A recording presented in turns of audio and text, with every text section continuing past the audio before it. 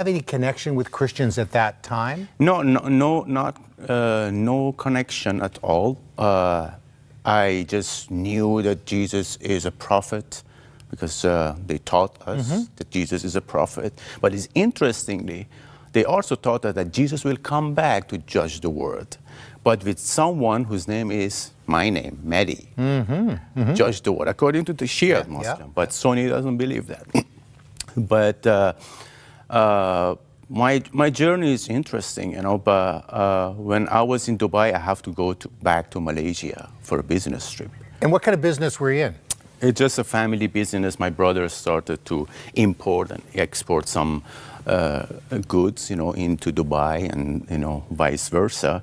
And then I have to stay in Malaysia for 3 months. And then my brother left me with a lady, Malay Indian. I was not married yet. That was in 1998. And I was accidentally went to the church. Accidentally? Yeah. Well, from what I understood, she was kind of saying, hey, you got to come to church.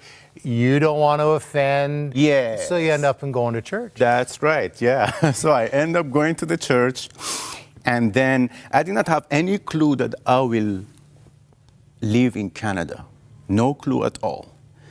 But interestingly, the guy that they were there, they were husband and wife, mid-60s, 70s, from Canada. They were a guest pastor in Malaysia. Right, yeah. And then at the end of the service, my friend, the lady friend, said, would you like to ask these guys, you know, to pray for you and stuff like that? And then I approached. I was not good in English during that time, so very slow and stuff. But these guys came and they prayed for me. But they prayed, they prophesied, in a sense.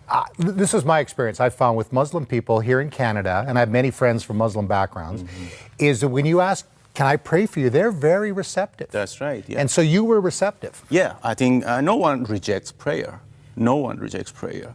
So in that moment, they said, I said, okay, I believe in Jesus Christ as a prophet, because they asked me if you believe in Jesus. I said, I believe him as a prophet.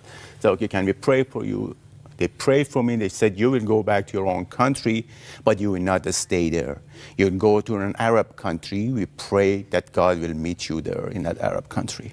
You're in this church. This Canadian pastor, who's a guest pastor, is praying for you, saying you're going to go to an Arab country. And what were you thinking? Like, what's this guy talking about? No, I just ignored those words. I ignored it till the time that I met a Muslim who became a Christian in Dubai, in United Arab Emirates. And not knowingly, I was also carrying a Bible, because a lady in Malaysia gave me that gift. So I don't want to break her heart. I took the Bible, but it was an English Bible. So I started reading the Bible because I want to learn English. Okay. Sure. Not knowing about the Bible, learning English. But she also gave me a tape, a recording tape from a pastor, African pastor. And the name of the sermon was Leaving Your Past Behind. And then I was listening to that tape all over again to learn English. So was it a spiritual journey as far as you knew? Yeah. You're just learning English. Yeah, that's right. So I brought the Bible, not the Bible, I brought the tape with me from my own country to an Arab country, and I was listening to it until the time that I met a lady. I became friends, and then eventually we got married. She was from Philippines and Catholic background. Yeah. Catholic background. And my family were against this marriage, because this is the first time happening in our family history that, you know, someone's getting married with non-Muslim. And then during this course of time, they were against it because they thought that Lucille, my wife, made me a Christian. But it was vice versa. She was, we'd say, nominal Christian? Nominal Catholic. Didn't really believe, yeah. Yeah, doesn't have any. I mean, many of our Catholic friends have a strong faith, but Yeah. she was nominal. Yeah, she was nominal, not going to the church and stuff. But we met a couple, Mark and Malu, and Mark was a Muslim background, atheist, and then become Christian. And then Malu also was Catholic and become Christian, you know. And then both of them actually invited us to their house and then serving us food and stuff. And then when I came to know that Mark is a Christian and he used to be a Muslim, then I become furious, you know, angry that why he became Christian. So I have to go and study Islam and, you know, research and ask the mullahs and imam. And during that time, I was also in a Shia Muslim. In a certain time, you go to a mosque and then they call it Ashura, and then you go there and then to lead some people. Mm-hmm. Yeah, you're bringing them to the mosque. Yeah. Yeah. So I was in the mosque leading 50, 60 people, and they are beating themselves for a dead imam, you know. Wow.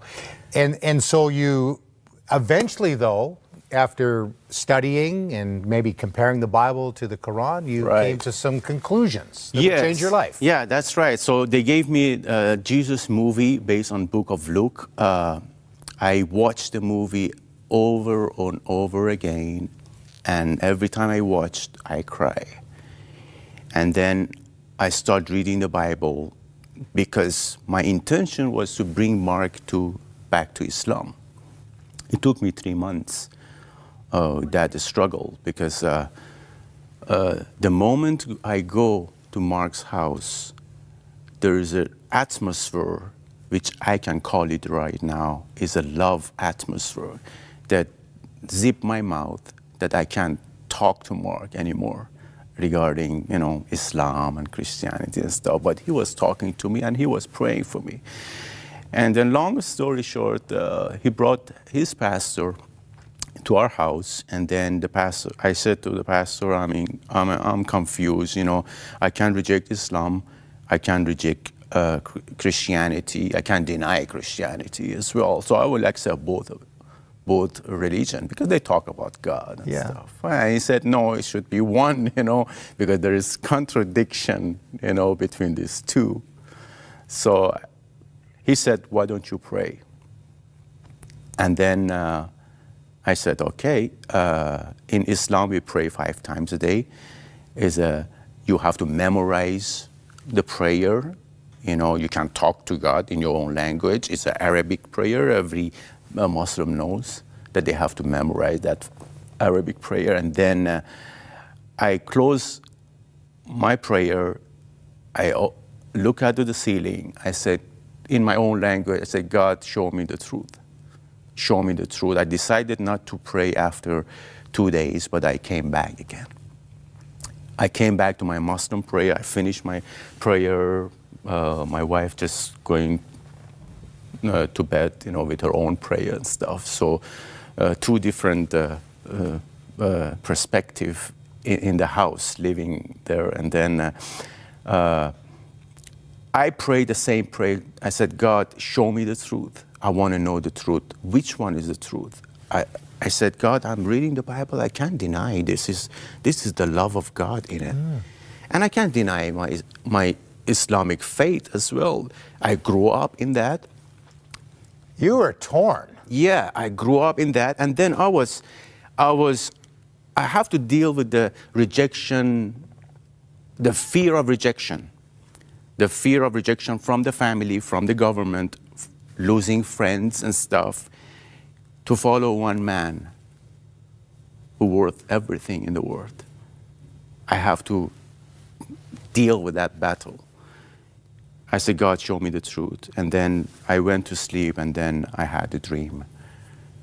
And when I woke up from that dream, I felt the presence of the Lord behind me, pushing me forward, saying, Mehdi, go forward and do not look back. And you have not turned back since. I have not turned back. You're pastoring now. Yes. You're leading people to Jesus. That's right. Well, thank you so much for sharing your story. It's inspiring. You know, God is doing amazing things in the Muslim world, in your country, Iran. It's phenomenal what we're seeing. And again, thank you for sharing your story. Yeah, no problem.